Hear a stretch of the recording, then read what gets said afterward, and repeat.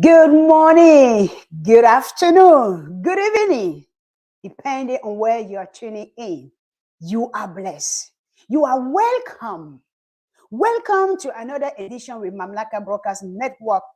And I am your host for today, Ambassador Veronique Lawson, coming to you live right here from our local studio in the Darius area. Hello, my Chastity. How are you? Welcome, welcome. Welcome, Charlene McIntosh Delavaux. Welcome, welcome. Today we have another treat for you. The many shades of beauty. Beauty is not one-dimensional shade. We ought to celebrate every stage of it. There are days you feel good about yourself, and some days you do not feel good. Does that mean that you are lesser than the other days? You're going to find out today. What is your perception of attractiveness? Thank you for joining us today for this show.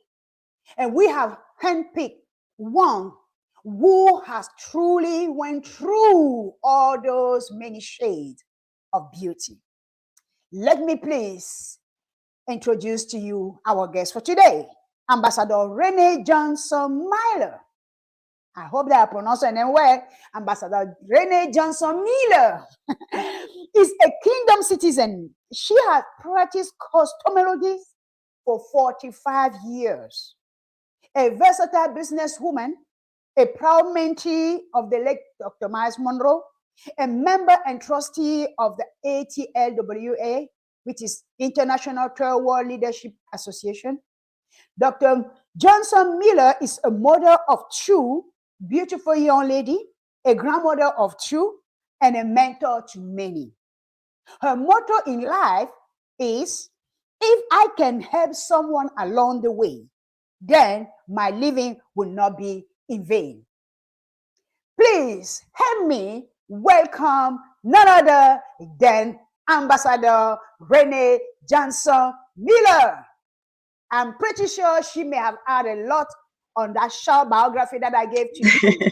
And then you are going to hear it now. I know, welcome on the stage today, Ambassador Renee. How are you? I am excellent. I am so happy to be back on this show. And thank you for having me. It's indeed a pleasure to be here. Great. So today you are going to be talking to us about the many shades of beauty. Yes. And by the way, if you want to just add something on the short biography that I read, perfect. If not, then the stage is yours.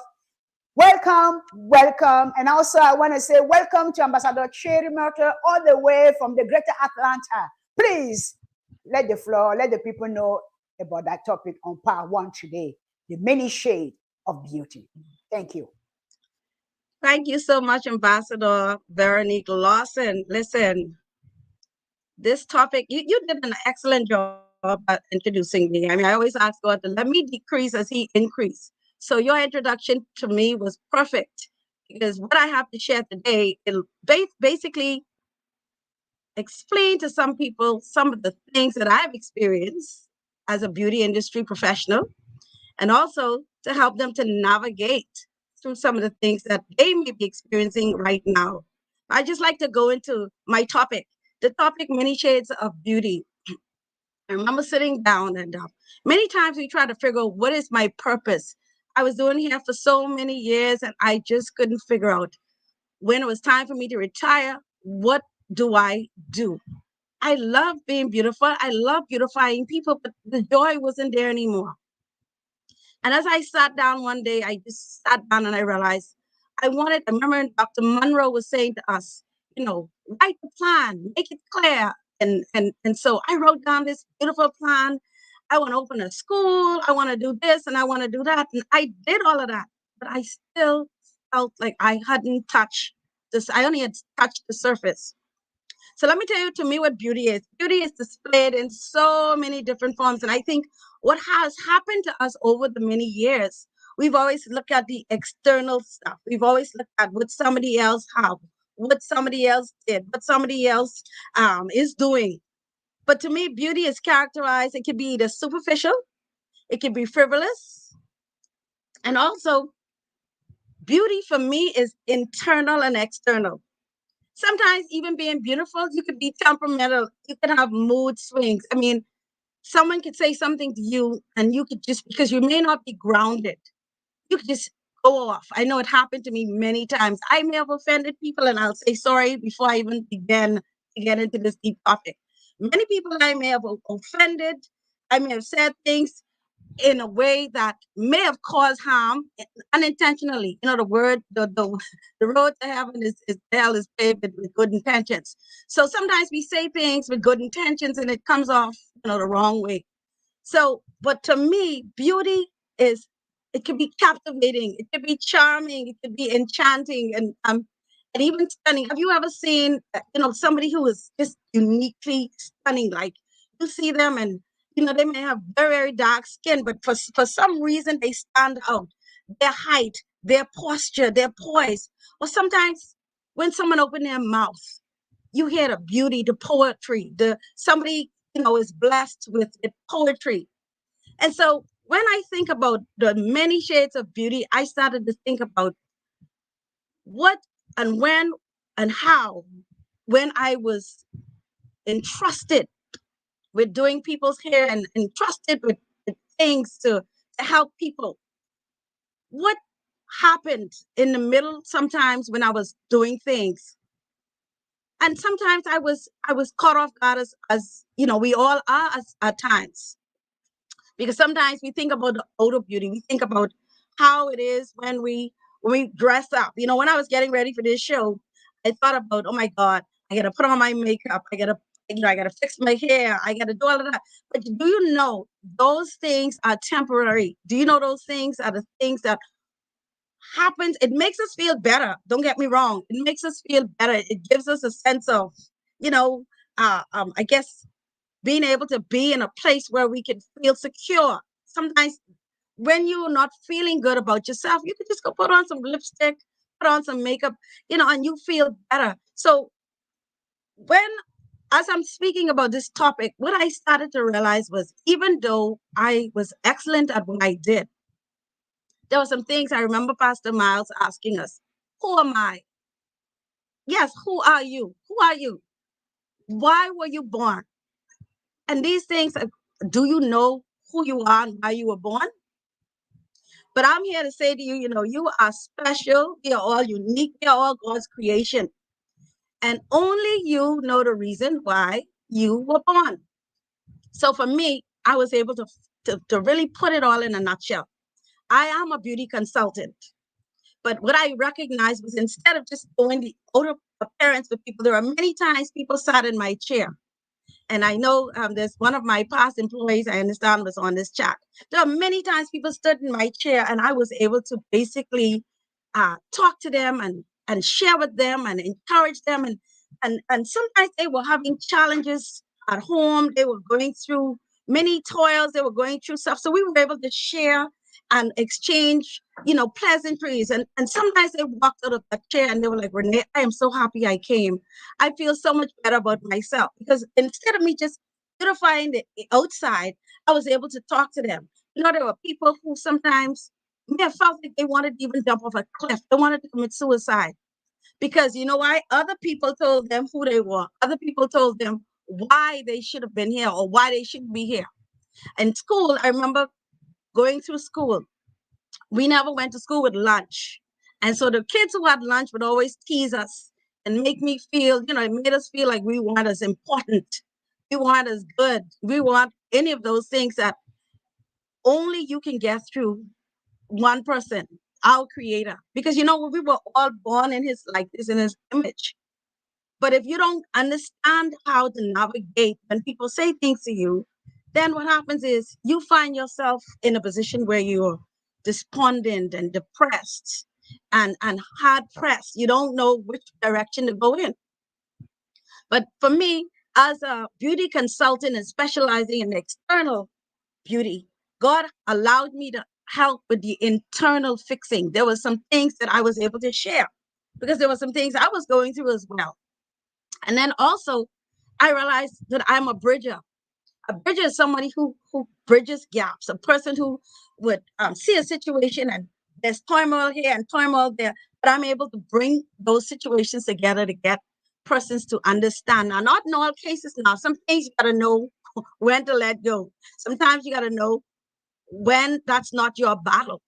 You have to know when to walk away. There's seasons, there's things that you must do. And so my purpose today is to share beauty secrets or to remind you, the listener, of the importance of listening to that inner voice.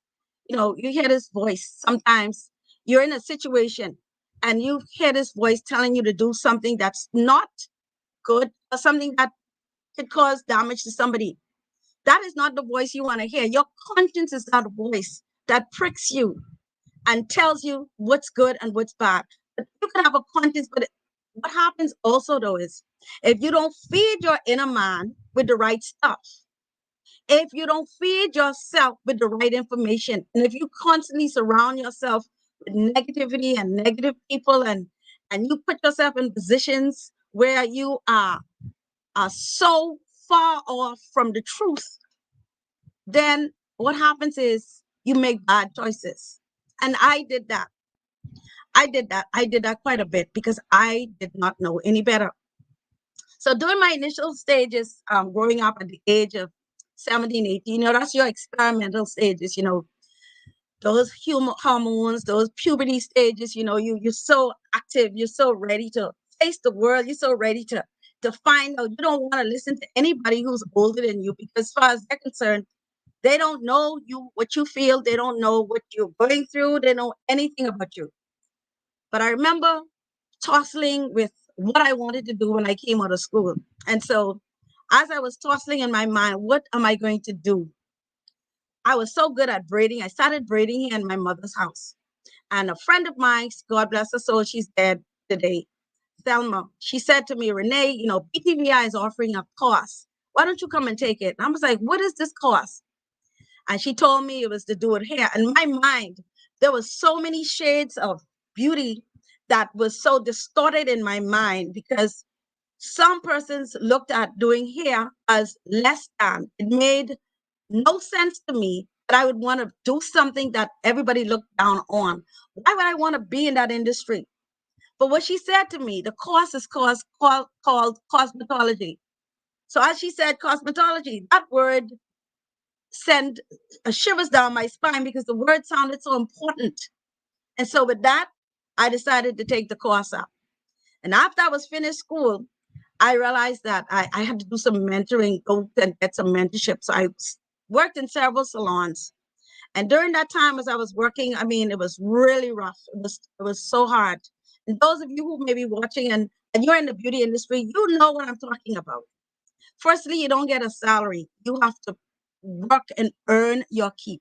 You get paid on commission. And some people give you 30%, some might give you 50%, some might give you 30%. But the point is, I remember going home at $15 to $20 for the week. But during that time, the beauty in all of this was I sat under the mentorship and the tutelage of persons who were already in the industry. So with them being in the industry, I sat at their feet. I was able to learn new techniques. I was able to learn how to cut. There was a gentleman there. He was the boss. He was the bomb. He would cut hair, and as he cut, he was so fast. And he would allow me to watch him. And then what he did was when he wasn't there, he would say, Renee, I'm going out. I need you to cut my client. So he would trust me to do that. So what I'm saying to you in all of this, there has to be trust. There has to be trust manifested within an environment that is conducive to your growth. So when the beauty part of it comes because you're now you've been trusted to operate in a way that you're able to literally see and garner. It's like when Ruth and Naomi, when Ruth went to Boaz and she was able to garner, she said, I want to glean. And so you're able to follow instructions, you're able to glean, you're able to take in, you're able to take this information and utilize it for your future. But long and the short of it, as I matured in the industry, still making a penny and a buck, I still would do braiding at home. So that is what kept me. And I remember in 1986, I found and I met this handsome fella. I mean, he was handsome. And of course, I was a little fast.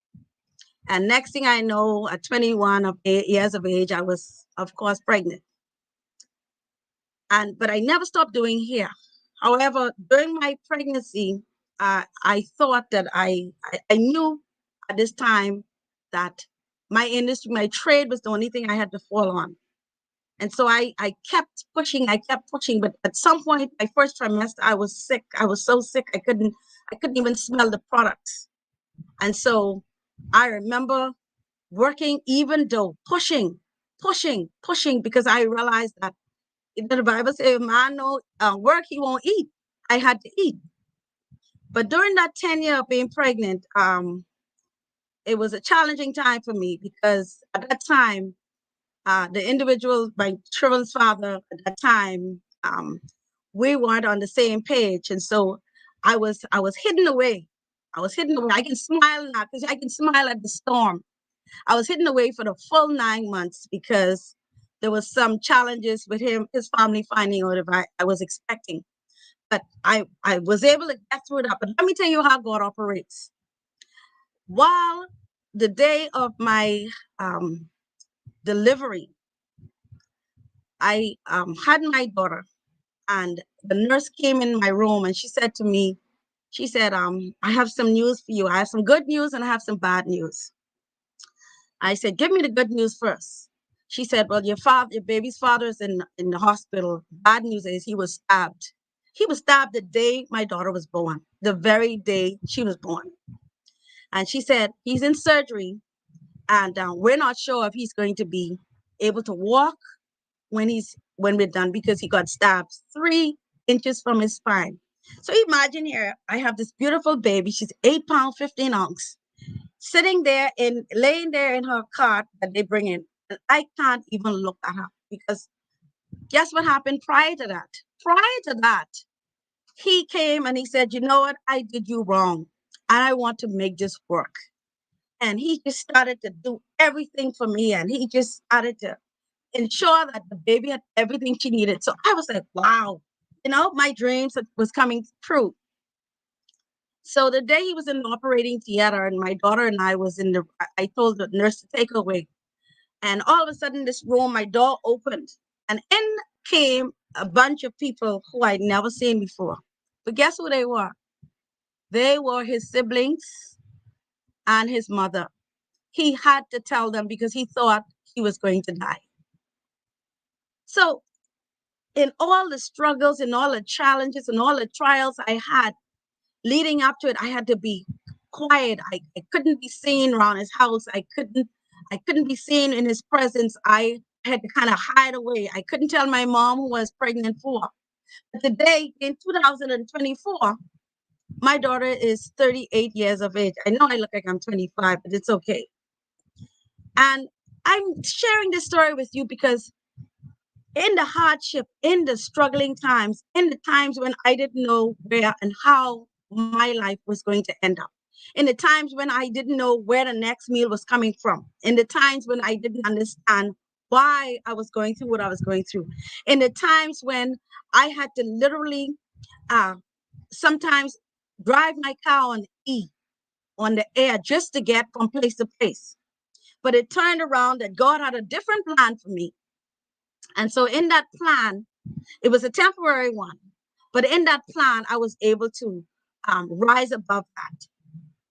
And, as I look around, I look at my life and I look from where he's brought me from. And I think about where I was.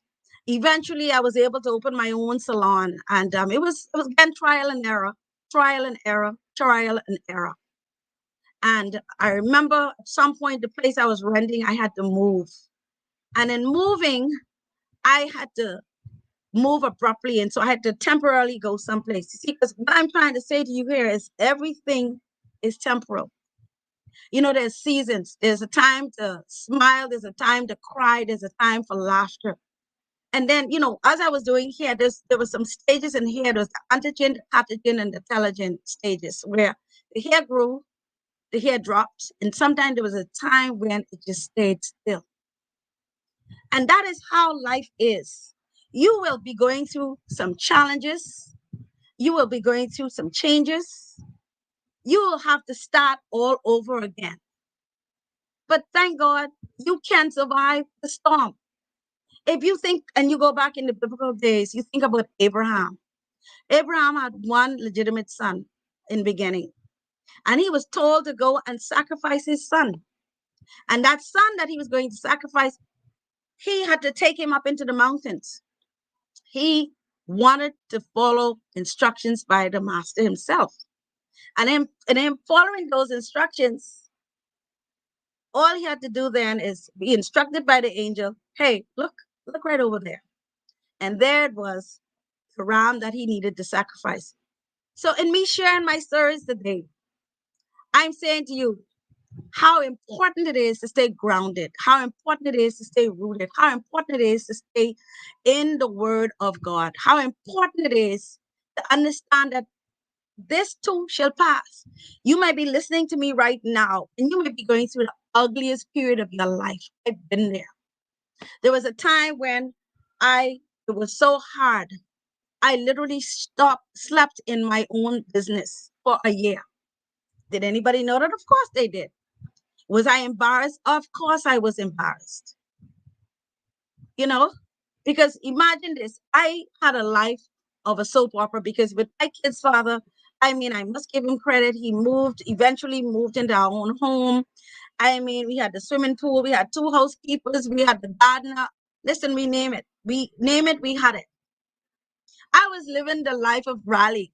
I thought I had struck gold. You know, because at that time I was a homemaker. I was, you know, soon to be wife, you know, little old me who came from very, very humble beginnings, you know, came from a past where there was 6 of us, 6 girls. And my mom was a single mom, and we shared 2 bedrooms. And so here it is now, I'm catapulted to this house on the hill. You know, they say the house and sitting down, and you can actually look over and you can actually see from whence you came. Life was a dream, but I'm saying to you, in the middle of life being this dream, life started to happen all over again. Everything began to just start all over again. I remember so vividly the many sleepless nights. And then, as I thought things could have gotten any worse, in 1998, I was diagnosed with cervical cancer. I'm like, how could this be? How could this be? You're on cloud 9. You're actually on cloud 50. You're looking around. But the good thing I felt that happened was my mother always trained up. The Bible says, train up the child in the way they ought to go. But when they become old, they will not depart from it. We were trained correctly. We were told how to respect. We were trained to respect. We were trained to understand that do unto others as we'd have them do unto us. And so that took me so much further into when experiences in life happened. Because you see, when I dropped from this mountainous home with the big swimming pool, yes, I may have been embarrassed, but I knew how to start again. The beauty of it was the lessons that had happened prior to the fall. So if you're listening today and you're hearing what I'm saying to you, don't ever give up. Don't ever give in. Life happens. You now have to pick yourself up and propel yourself to where it is God has planted you, where it is He wants you to be. If you're battling with what it is you should be doing, take a moment and fast. Put it before him. As a woman in the beauty industry, that will always be with me. The many shades of beauty is to me a collage. It's a collage of experiences. It's a collage of the hurt, the pain, the external beauty that turned into, I feel like I am one of the most beautiful persons in the world. Now, I don't know how you feel, but I know I am one of the most beautiful persons in the world. Now, I could be a little direct at times, but you know what? He made me this way. But I don't have a problem of apologizing or saying sorry if I offend people.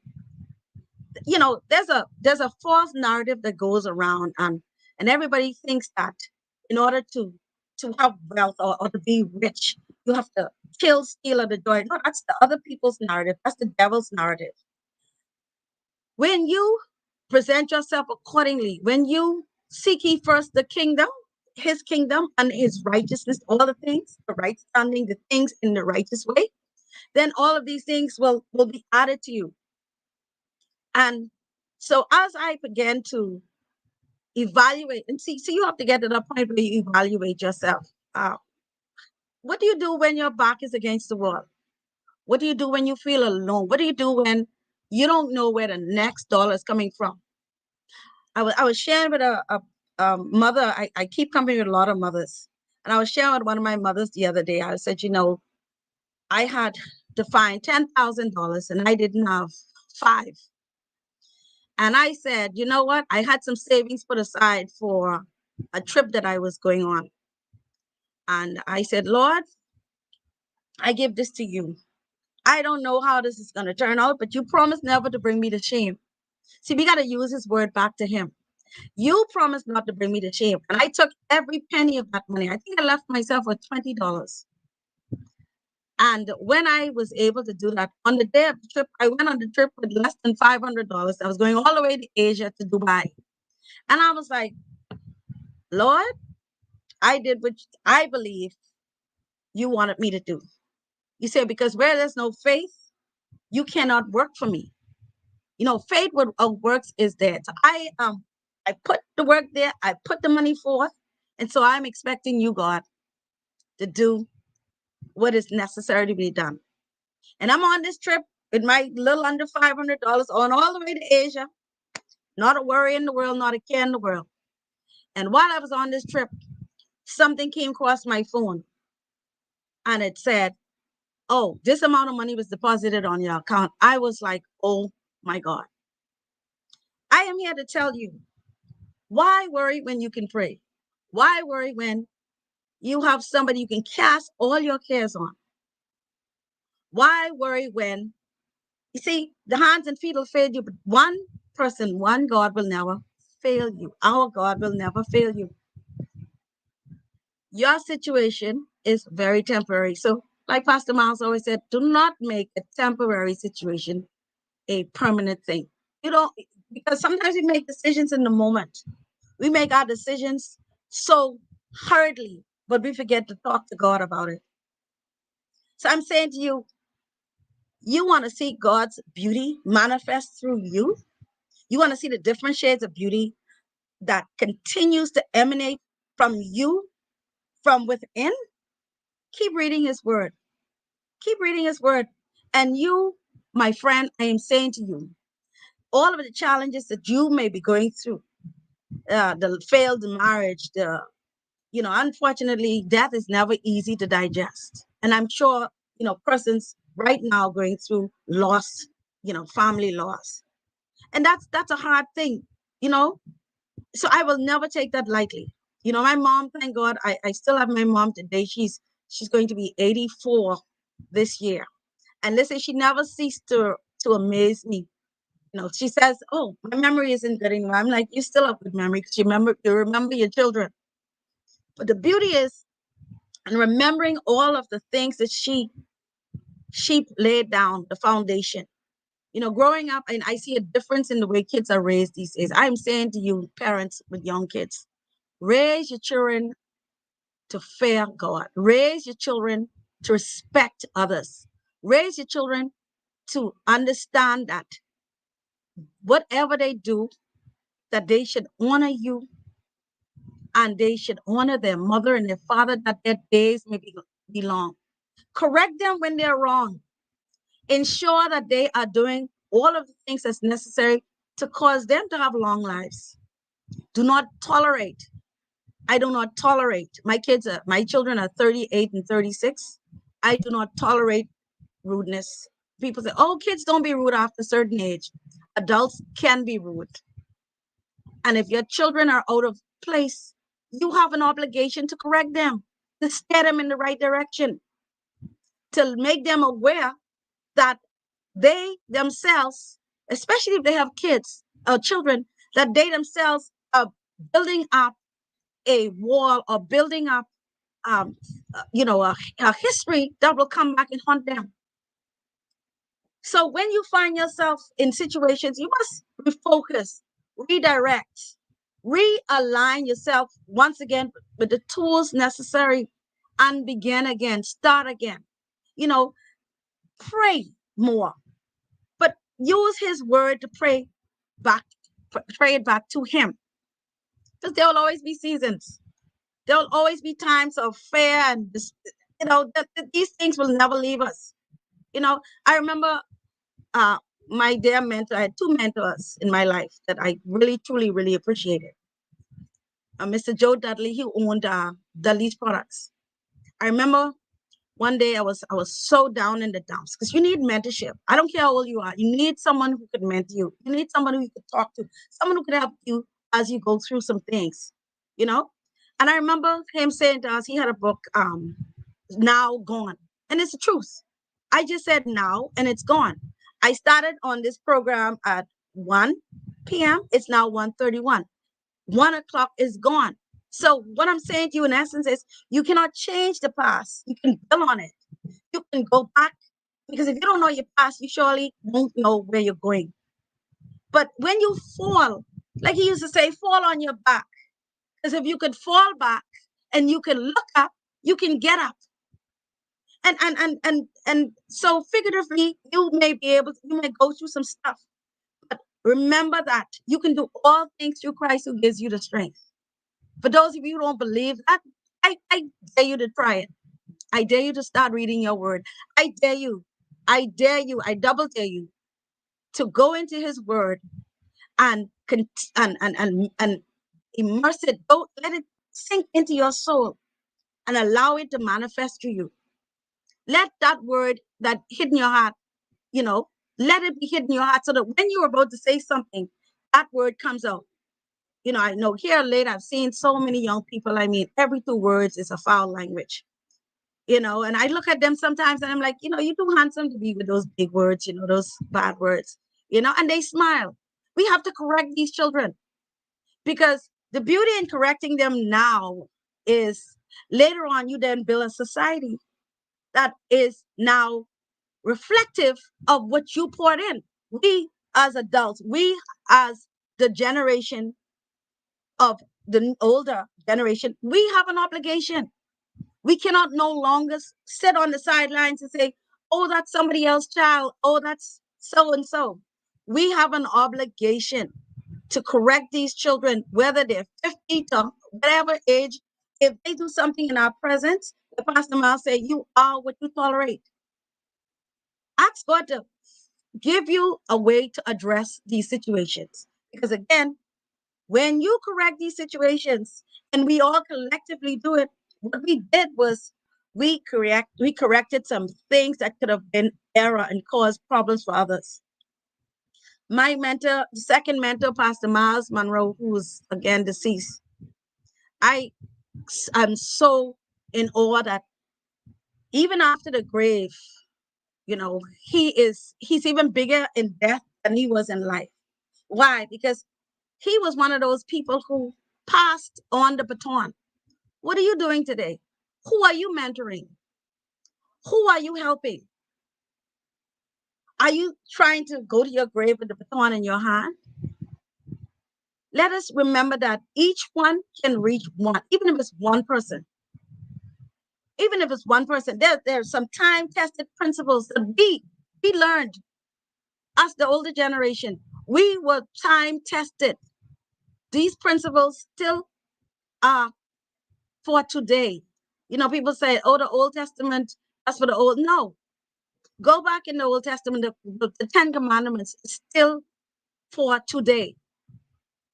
See, because let me tell you something, the many shades of beauty, it supersedes storms, it supersedes heartaches and disappointments and hurt and stress. The many shades of beauty, there are so many circumstances in our lives. There will always be. There'll always be.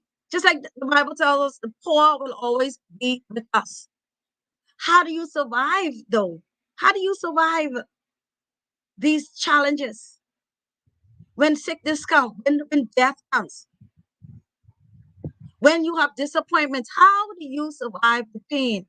You know, because there's beauty in pain and there's even beauty in loss. You know, in 1 Peter 3:3, it tells us that beauty should not be outward adornment, such as braided hair and wearing of gold jewelry and fine clothes. And instead, it should be that of an inner self, the unfading beauty of gentle and quiet spirit, which is great worth in God's sight. So yeah, like I said to you earlier, you may be faced with challenges. You know, the beauty industry, as you know, I don't know if you know this, but the beauty industry is a multi-billion-dollar industry. Multi-billion-dollar industry. You know why? Because everybody wants to look good. Even in spite of how they feel, they want to look good. In spite of what they're going through, they want to look good. In spite of, you know, I remember I had challenges when my oldest daughter was incarcerated, and she doesn't mind me talking about this. That was one of the most challenging days of my life, because no mother, no parent, no man, no woman, no parent ever wants anything bad to happen to their children. I don't care how disgusting the children is. I don't care what they put you through. I don't care. That is something you don't want to happen to your children.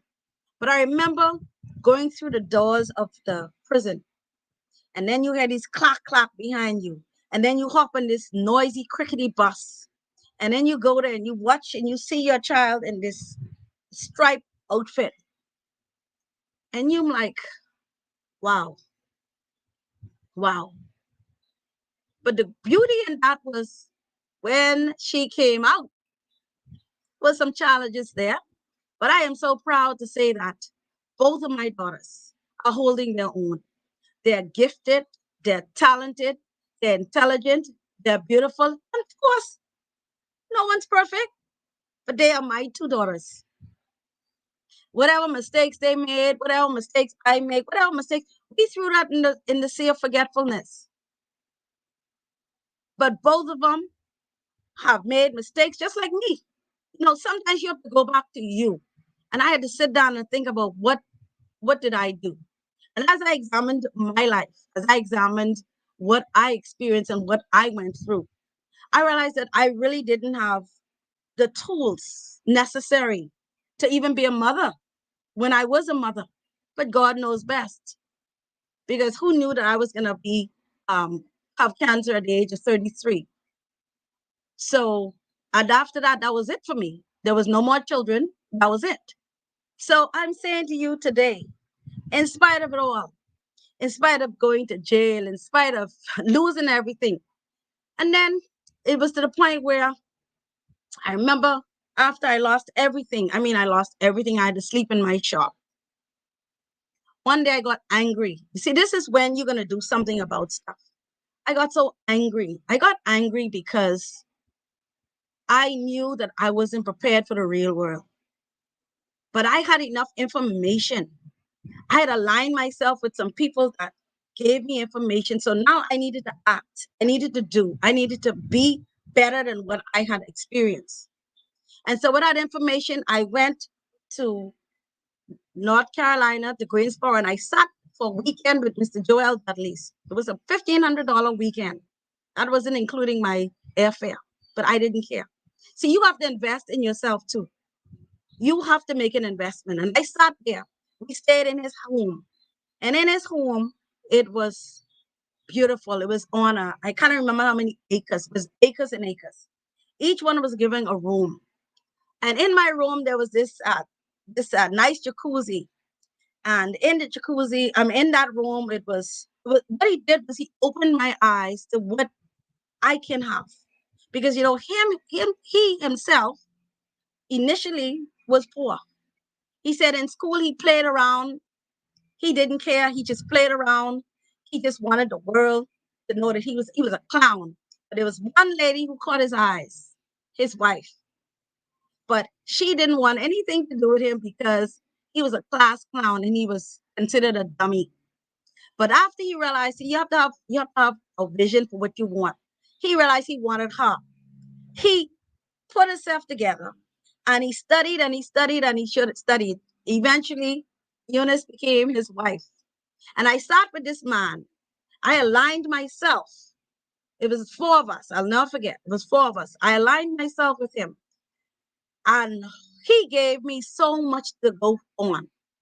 He had me to sit with his mentees who now are already wealthy. Because you could have money, you could be rich, but wealthy is also relationships. It's also being able to assimilate with people who understand. People who aren't just money centric. People are about wholeness. It's about wholeness. And we all sat, he talked about stocks and shares. And you know what he did? I was going through so much. He allowed me to speak to his staff of 300 the morning before I left to encourage them so that they would understand how important it was. He wanted them to see where I was then. And so at that time, I was at the bottom of the totem pole. I was very, very low in my spirit and my heart and everything. I was low. I was done. But when I got back with the information I got in 3 years, I was able to certify myself to have 4 different properties and some monies in the bank. But I said to say this, that did not happen because I dream of Janie. I just clicked my finger. It was hard work. I had to hire a consultant. I then had to hire an accountant. I had to get a business plan put together. I had to do all of this just to make myself prepared. And so at the end of it all, the hard work, the people who laughed at me when I slept in my shop, the people who laughed at me when my relationship failed, the people who laughed at me when, even more recently, I remember some mistake the bank made, but they will never admit it, and that's okay. I remember the bank making some mistakes and calling me in and telling me my mortgage was in arrears and I needed to come up with some couple $100,000 to get. I mean, like, where am I supposed to get this from? Couple 100,000? Okay. So I remember crying. I remember going through so much. I remember being so angry at them. I remember being so hurt. And then one day I heard this little voice. Remember I told you about this conscience? I heard this little voice telling me, say, Renee, let it go. Remember I told you about those stages? The voice said, let it go, Renee. Let it go. And I'm like, let it go. I said, what do you mean? These people are saying I owe them all this money. What do you mean, let it go? And as I began to release it, see, because that's what we have to do. We have to release it. We have to release it to God. We have to release it back to Him. We have to now say, God, I'm not dealing with this. You have to take His word and give it back to Him. And that's what I started doing. I say, you promise me that you will never bring me to shame. I don't know what you're going to do, but the people say I owe them this kind of money and I don't have it. And I don't know what's going to happen. And that's not my problem. And so I took the time to just decide. And another thing, don't run from the problem. Don't ever run from the problem. See, the beauty is being so open and open like a book. Well, talk to the bank, talk to the people in the bank. If they put you in collections like they did, then let them know. Give it, like you said, give your burden to the Lord and leave it there. And that's what I did. And so as I was going through, and then He'll take you to, then He'll take you through. He will take you to, but then he'll take you through. And so as I was going through all of this, buying, calling, and you know what I did? I became friends to the collection agency. And God had it that every time they put me in 3 different collection agencies. I said, okay, what is it you need me to do? I was an open book. My life was an open book. And there were people on the side. I remember a tenant saying to me, oh, God is stripping you of everything you had. He's doing this and he's doing that. And I'm like, well, let him strip. We came into this world with nothing. We will leave with nothing. And so my mantra is, if I can help someone along the way, then I know my living will not be in vain. And so I live daily. What can I do? How can I assist? I'm praying that this information that I'm sharing with you today, if you are on the edge of giving up, if you feel like this life is not worth it, give it to the master. Don't hold on to it. He will turn the ashes into beauty. Don't ever think that you have to fight this all by yourself. I'm a living proof. I had many sleepless nights. I had many times when my daughters, I just wanted to just give in. I remember when I had my surgery in 1998, I remember laying on the bed and I called my lawyer. I said, listen, I need you to write my will. And he came to the hospital and he's like, Renee, you serious, I said, yes, I am serious. Because at that time, I was so overwhelmed. I did not want to live. I wanted to just go. I didn't want to take my life now. It's never that deep. So I'm hoping that you feel that way. It's never that deep. But I thought I wanted to be out of this world. But the Holy Spirit, again, gave me a number to call. And I called a friend of mine. And I said to him, listen, I am going to have my surgery in the morning. And I'm going through so much. But I'm calling to tell you bye. At that time, he was with his fiance. And I remember him telling her, I got to take this call. He said, I've got to take this call. And he took the call. And he walked away. It sounded like he walked away and I'm crying my eyes out. He's like, what's happening? I said, I'm done. It's just too much. I can't take this. So I know when I hear people say, I'm over this, I'm done. I know, I've been there, but never to the point where I want to take my own life. But I remember calling him and he said one thing to me. He said, Renee, he said, okay, you're going through this. He said, but you told me all these things about your kid's father. He says, so are you prepared to leave them there? I was like, what do you mean? So you said all these things and you don't particularly care the way he's wearing them, but you want to leave them in his care. That's what you want to do. And that opened my eyes right there and then. And so the Holy Spirit said, you know what? Okay, I'm going to give you another chance at this.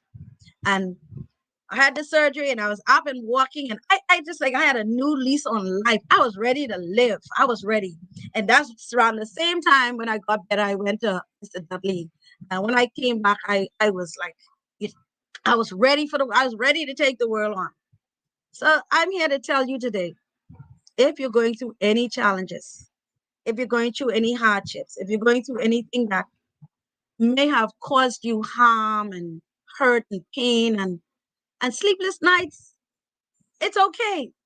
The beauty in that is come out on the other side. You will come out on the other side smelling like roses. You will come out to the point where you're going to have, just throw everything in the sea of forgetfulness. Forget about it, Forget that it happened, but know that you have to press on to the mark of the higher calling, which is in Christ Jesus. You cannot do it by yourself. You cannot do it by yourself. You need help. You need the master's help. It can't come from a person, but someone can be that bridger, can be that person who literally comes and helps you out of that situation. Find somebody to talk to. Somebody who's grounded, though, somebody who's prepared to walk you through, somebody who has a story that don't go to somebody who's going to tell you, girl, if I was you, don't do this. If I was you, no, you don't need any negativity. You need somebody who's going to walk you through, somebody's going to help you through. But the most important thing is you need the master himself. You need his guidance. You need him to be your comforter, because that's what he is. When he left, he said, I will leave the Holy Ghost with you. I will leave you a comforter. And that's what he did. He left us a comforter. So I'm saying to you today, I'm hoping what I shared with you, you're able to use this information, but I'm not done yet, because on the side of part 2, I really have some really good, awesome information for you. I said to you how I got to, but I want to share to you how I got through. Because in getting through, I'm able to be here today. I'm here because I leaned on the everlasting arms. I lean not unto my own understanding. The flesh and arms will fail you.